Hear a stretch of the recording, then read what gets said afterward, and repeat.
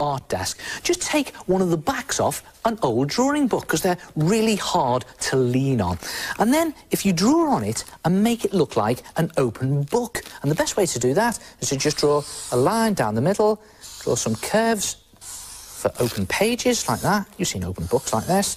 And then just some lines down the side like this. And then you can paint it to look like an open book.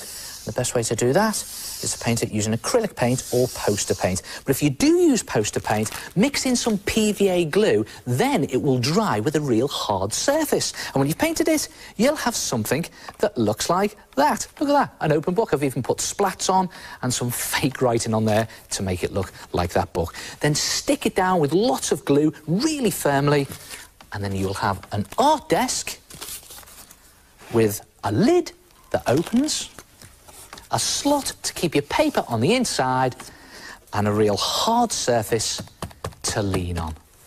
Try it yourself, your own art desk, a drawing surface that you can take anywhere.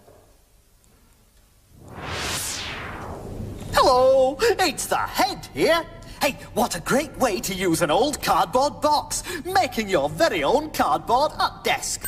Cut two big sides with the bottom flaps off a box. Cut the flaps in half and glue round three sides of one to stick it on top of a half flap. Glue the other big piece of card on top, with the half flap at the top. Make an inkwell and pencil slot and add some pretend scratches or words to make it look old.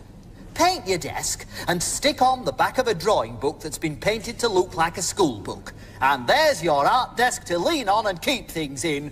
Oh, and do me a favour. Don't do any drawing or scratching onto any real desks, will you?